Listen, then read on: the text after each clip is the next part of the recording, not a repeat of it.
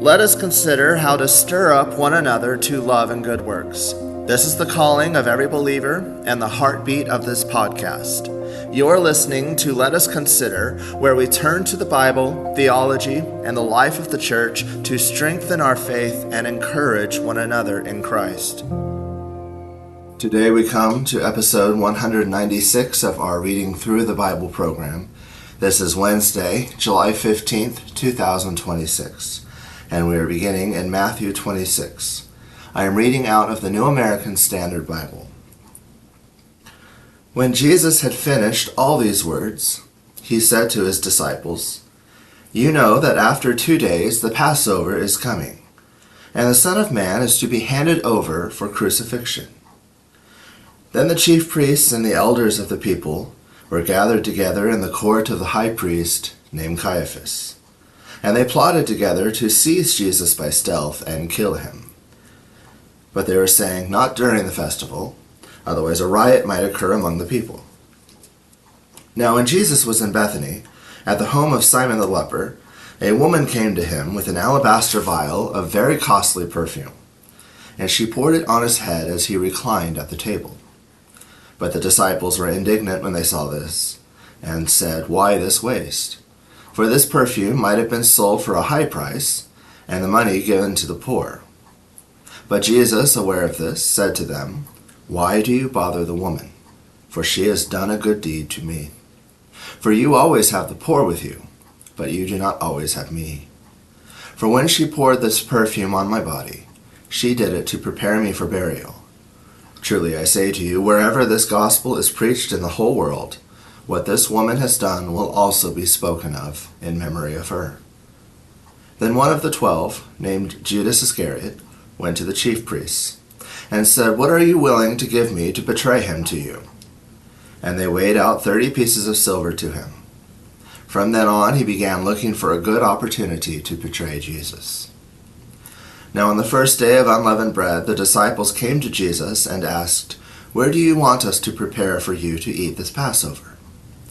And he said, "Go into the city to a certain man, and say to him, 'The teacher says, my time is near. I am to keep the Passover at your house with my disciples.'"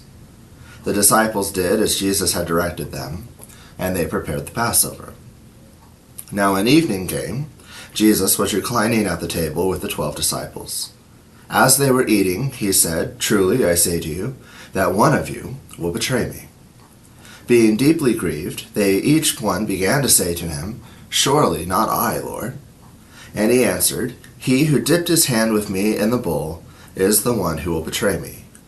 The Son of Man is to go, just as it is written of him, but woe to that man by whom the Son of Man is betrayed.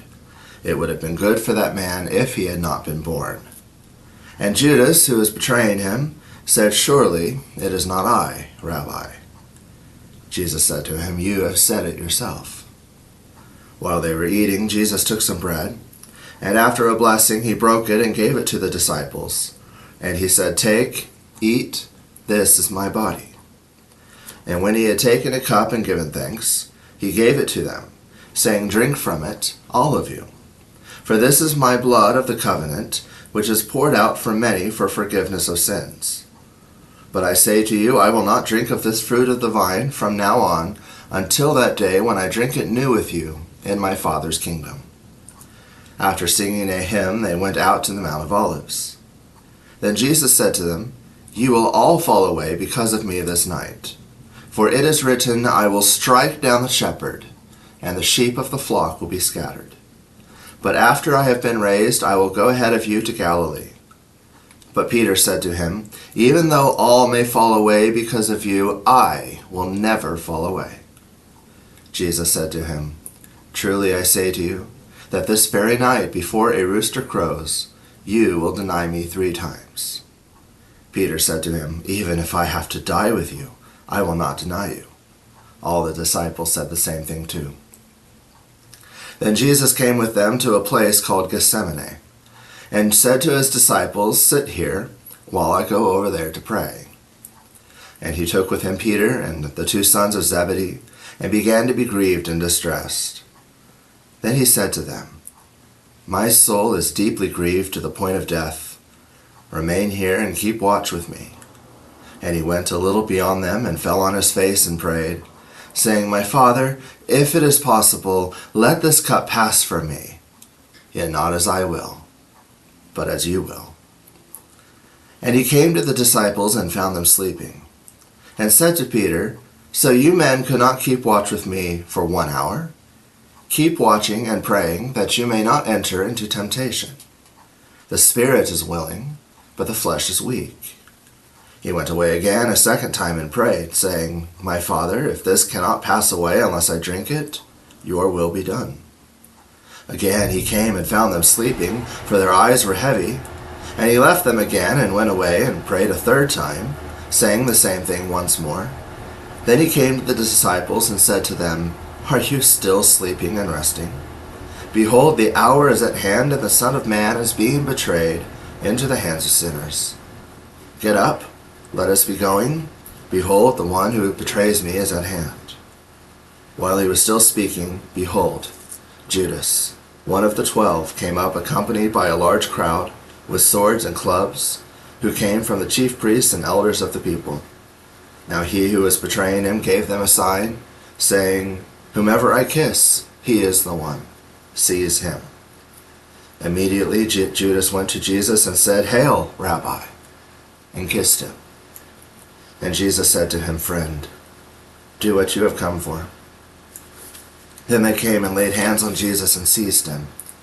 And behold, one of those who were with Jesus reached and drew out his sword, and struck the slave of the high priest, and cut off his ear. Then Jesus said to him, "Put your sword back into its place, for all those who take up the sword shall perish by the sword. Or do you think that I cannot appeal to my Father, and he will at once put at my disposal more than 12 legions of angels? How then will the scriptures be fulfilled which say that it must happen this way?" At that time Jesus said to the crowds, "Have you come out with swords and clubs to arrest me as you would against a robber? Every day I used to sit in the temple teaching, and you did not seize me. But all of this has taken place to fulfill the scriptures of the prophets." Then all the disciples left him and fled. Those who had seized Jesus led him away to Caiaphas the high priest, where the scribes and the elders were gathered together. But Peter was following him at a distance as far as the courtyard of the high priest, and entered in and sat down with the officers to see the outcome. Now the chief priests and the whole council kept trying to obtain false testimony against Jesus, so that they might put him to death. They did not find any, even though many false witnesses came forward. But later on 2 came forward, and said, "This man stated, 'I am able to destroy the temple of God and to rebuild it in 3 days.'" The high priest stood up and said to him, "Do you not answer? What is it that these men are testifying against you?" But Jesus kept silent. And the high priest said to him, "I adjure you by the living God that you tell us whether you are the Christ, the Son of God." Jesus said to him, "You have said it yourself. Nevertheless, I tell you, hereafter you will see the Son of Man sitting on the right hand of power and coming on the clouds of heaven." Then the high priest tore his robes and said, "He has blasphemed. What further need do we have of witnesses? Behold, you have heard the blasphemy. What do you think?" They answered, "He deserves death." Then they spat in his face and beat him with their fists, and others slapped him, and said, "Prophesy to us, you Christ. Who is the one who hit you?" Now Peter was sitting outside in the courtyard, and a servant girl came to him, and said, "You too were with Jesus the Galilean." But he denied it before them all, saying, "I do not know what you are talking about." When he had gone out to the gateway, another servant girl saw him, and said to those who were there, "This man was with Jesus of Nazareth." And again he denied it with an oath, "I do not know the man." A little later the bystanders came up and said to Peter, "Surely you too are one of them, for even the way you talk gives you away." Then he began to curse and swear, "I do not know the man." And immediately a rooster crowed. And Peter remembered the word which Jesus had said, "Before a rooster crows, you will deny me 3 times." And he went out and wept bitterly. Now when morning came, All the chief priests and the elders of the people conferred together against Jesus to put him to death.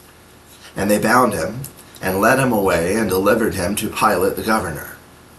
Then when Judas, who had betrayed him, saw that he had been condemned, he felt remorse and returned the 30 pieces of silver to the chief priests and elders, saying, I have sinned by betraying innocent blood. But they said, what is that to us? See to that yourself. And he threw the pieces of silver into the temple sanctuary and departed, and he went away and hanged himself. The chief priests took the pieces of silver and said, it is not lawful to put them into the temple treasury, since it is the price of blood. And they conferred together, and with the money bought the potter's field as a burial place for strangers. For this reason that field has been called the field of blood to this day. Then that which was spoken through Jeremiah the prophet was fulfilled. And they took the 30 pieces of silver, the price of the one whose price had been set by the sons of Israel, and they gave them for the potter's field as the Lord directed me. Now Jesus stood before the governor, and the governor questioned him, saying, Are you the king of the Jews? And Jesus said to him, It is as you say. And while he was being accused by the chief priests and elders, he did not answer. Then Pilate said to him, Do you not hear how many things they testify against you? And he did not answer him with regard to even a single charge. So the governor was amazed. Now at the feast, the governor was accustomed to release for the people any one prisoner whom they wanted. At that time they were holding a notorious prisoner called Barabbas. So when the people gathered together, Pilate said to them, Whom do you want me to release for you? Barabbas or Jesus, who is called Christ? For he knew that because of envy they had handed him over. While he was sitting on the judgment seat, his wife sent him a message saying, Have nothing to do with that righteous man, for last night I suffered greatly in a dream because of him. But the chief priests and the elders persuaded the crowds to ask for Barabbas and to put Jesus to death.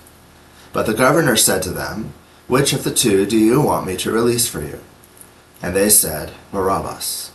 Pilate said to them, Then what shall I do with Jesus, who is called Christ? They all said, Crucify him. And he said, Why? What evil has he done? But they kept shouting all the more, saying, Crucify him. When Pilate saw that he was accomplishing nothing, but rather that a riot was starting, he took water and washed his hands in front of the crowd, saying, I am innocent of this man's blood. See to that yourselves. And all the people said, His blood shall be on us and on our children. Then he released Barabbas for them, but after having Jesus scourged, he handed him over to be crucified. Then the soldiers of the governor took Jesus into the praetorium and gathered the whole Roman cohort around him. They stripped him and put a scarlet robe on him. And after twisting together a crown of thorns, they put it on his head, and a reed in his right hand. And they knelt down before him and mocked him, saying, Hail, King of the Jews! They spat on him and took the reed and began to beat him on the head. After they had mocked him, they took the scarlet robe off him and put his own garments back on him and led him away to crucify him. As they were coming out, they found a man of Cyrene named Simon, whom they pressed into service to bear his cross.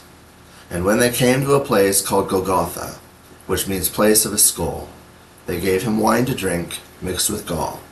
And after tasting it, he was unwilling to drink. And when they had crucified him, they divided up his garments among them by casting lots. And sitting down, they began to keep watch over him there. And above his head they put a charge against him which read, This is Jesus, the King of the Jews. At that time the two robbers were crucified with him, one on the right and one on the left. And those passing by were hurling abuse at him, wagging their heads, and saying, You who are going to destroy the temple and rebuild it in 3 days, save yourself. If you are the Son of God, come down from the cross. In the same way, the chief priests also, along with the scribes and elders, were mocking him, and saying, He saved others.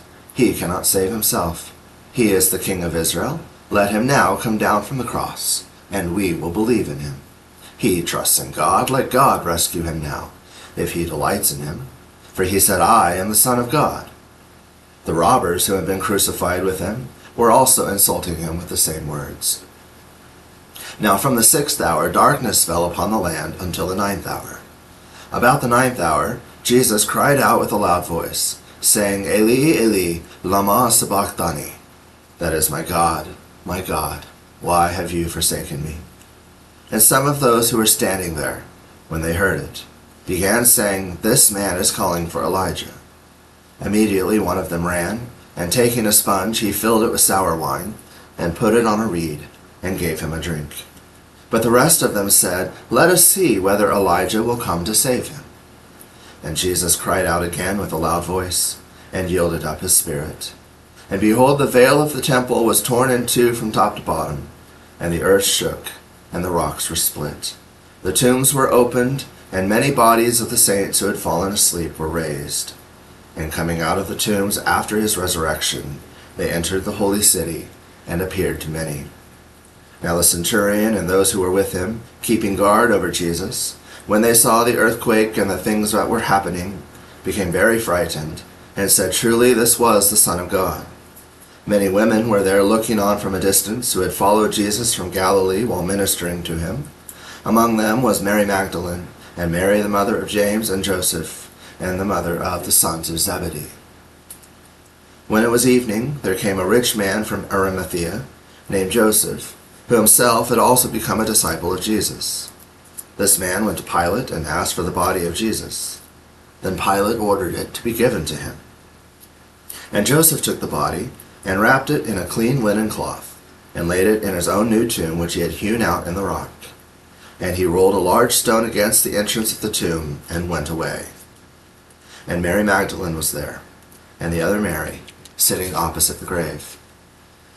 Now on the next day, the day after the preparation, the chief priests and the Pharisees gathered together with Pilate, and said, Sir, we remember that when he was still alive, that deceiver said, After 3 days I am to rise again. Therefore give orders for the grave to be made secure until the 3rd day. Otherwise his disciples may come and steal him away, and say to the people, He has risen from the dead. And the last deception will be worse than the first. Pilate said to them, You have a guard. Go, make it as secure as you know how. And they went and made the grave secure, and along with the guard they set a seal on the stone. Now after the Sabbath, as it began to dawn toward the 1st day of the week, Mary Magdalene and the other Mary came to look at the grave. And behold, a severe earthquake had occurred, for an angel of the Lord descended from heaven, and came and rolled away the stone and sat on it. And his appearance was like lightning, and his clothes as white as snow. The guards shook for fear of him and became like dead men. The angel said to the women, Do not be afraid, for I know that you are looking for Jesus who has been crucified. He is not here, for he has risen just as he said. Come, see the place where he was lying. Go quickly and tell his disciples that he has risen from the dead, and behold, he is going ahead of you into Galilee. There you will see him. Behold, I have told you. And they left the tomb quickly with fear and great joy, and ran to report it to his disciples. And behold, Jesus met them and greeted them.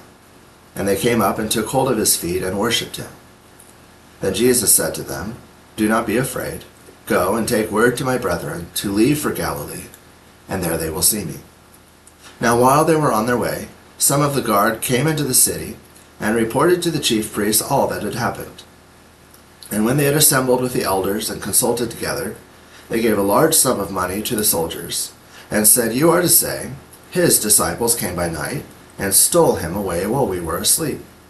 And if this should come to the governor's ears, we will win him over, and keep you out of trouble. And they took the money, and did as they had been instructed. And this story was widely spread among the Jews, and is to this day. But the 11 disciples proceeded to Galilee, to the mountain which Jesus had designated. When they saw him, they worshipped him, but some were doubtful. And Jesus came up and spoke to them, saying, All authority has been given to me in heaven and on earth. Go therefore and make disciples of all the nations, baptizing them in the name of the Father, and of the Son, and of the Holy Spirit, teaching them to observe all that I commanded you. And lo, I am with you always, even to the end of the age. Psalm 17, a prayer of David. Hear a just cause, O Lord. Give heed to my cry. Give ear to my prayer, which is not from deceitful lips. Let my judgment come forth from your presence. Let your eyes look with equity. You have tried my heart. You have visited me by night. You have tested me, and you find nothing. I have purposed that my mouth will not transgress. As for the deeds of men, by the words of your lips, I have kept from the paths of the violent. My steps have held fast to your paths. My feet have not slipped. I have called upon you, for you will answer me, O God. Incline your ear to me. Hear my speech. Wondrously show your loving kindness, O Savior of those who take refuge at your right hand. From those who rise up against them, keep me as the apple of your eye. Hide me in the shadow of your wings, from the wicked who despoil me, my deadly enemies who surround me. They have closed their unfeeling heart. With their mouth they speak proudly. They have now surrounded us in our steps. They set their eyes to cast us down to the ground. He is like a lion that is eager to tear, and as a young lion lurking in hiding places. Arise, O Lord, confront him, bring him low. Deliver my soul from the wicked with your sword, from men with your hand, O Lord, from men of the world whose portion is in this life, and whose belly you fill with your treasure. They are satisfied with children, and leave their abundance to their babes. As for me, I shall behold your face in righteousness. I will be satisfied with your likeness when I awake. Proverbs 16. The plans of the heart belong to man, but the answer of the tongue is from the Lord. All the ways of a man are clean in his own sight, but the Lord weighs the motives. Commit your works to the Lord, and your plans will be established. The Lord has made everything for its own purpose, even the wicked for the day of evil. Everyone who is proud in heart is an abomination to the Lord. Assuredly he will not be unpunished. By loving kindness and truth iniquity is atoned for, and by the fear of the Lord one keeps away from evil. When a man's ways are pleasing to the Lord, he makes even his enemies to be at peace with him. Better is a little with righteousness than great income with injustice. The mind of man plans his way, but the Lord directs his steps. A divine decision is in the lips of the king. His mouth should not err in judgment. A just balance and scales belong to the Lord. All the weights of the bag are his concern. It is an abomination for kings to commit wicked acts, for a throne is established on righteousness. Righteous lips are the delight of kings, and he who speaks right is loved. The fury of a king is like messengers of death, but a wise man will appease it. In the light of a king's face is life, and his favor is like a cloud with the spring rain. How much better it is to get wisdom than gold, and to get understanding is to be chosen above all silver. The highway of the upright is to depart from evil. He who watches his way preserves his life. Pride goes before destruction, and a haughty spirit before stumbling. It is better to be humble in spirit with the lowly than to divide the spoil with the proud. He who gives attention to the word will find good, and blessed is he who trusts in the Lord. The wise in heart will also be called understanding, and sweetness of speech increases persuasiveness. Understanding is a fountain of life to one who has it, but the discipline of fools is folly. The heart of the wise instructs his mouth, and adds persuasiveness to his lips. Pleasant words are a honeycomb, sweet to the soul, and healing to the bones. There is a way which seems right to a man, but its end is the way of death. A worker's appetite works for him, and his hunger urges him on. A worthless man digs up evil, while his words are like scorching fire. A perverse man spreads strife, and a slanderer separates intimate friends. A man of violence entices his neighbor, and leads him in a way that is not good. He who winks his eye does so to devise perverse things. He who compresses his lips brings evil to pass. A gray head is a crown of glory. It is found in the way of righteousness. He who is slow to anger is better than the mighty, and he who rules his spirit than he who captures a city. The lot is cast into the lap, but its every decision is from the Lord. Thank you for listening to Let Us Consider. If this podcast has been a blessing, please subscribe and leave a review. It helps others discover the truth of God's Word. Until next time, may the Lord bless you and keep you.